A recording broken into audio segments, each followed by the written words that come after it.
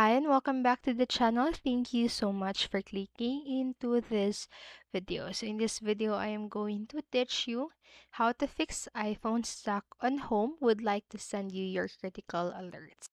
So make sure that you see and deliver end of this video so you won't miss an important step or information. And without further ado, let's get on it.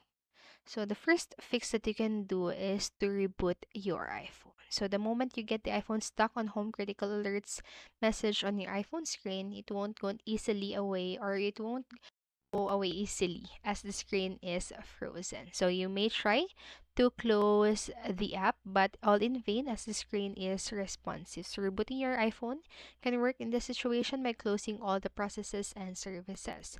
So here's how to reboot your iPhone in this situation with simple steps. So press and hold the power or the side button until the slider to power off appears, and once the slider to power off shows on the screen, drag it to the right side to turn it off.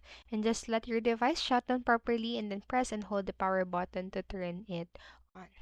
And then next, what you can do is to force restart your iPhone. So in some cases of the iPhone stuck on some critical alerts error, the iPhone becomes completely unresponsive, making it possible to turn it off using the above mention or the mentions before that I've told you. So if this is the case with your iPhone, force restarting it can help fix the problem. So force restarting is done through the phone's button or keys and doesn't involve touchscreen input. So that's why it's effective even when the screen is unresponsive. So here's how you can restart or force restart an iPhone.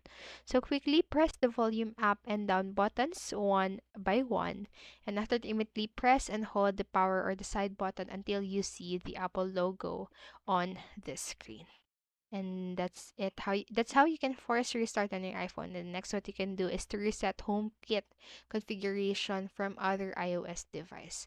So the error can also appear on iPhone if you've connected another iOS device like an iPhone, iPad, or iPod Touch. So make sure you're using the same cloud account on both devices to fix this issue.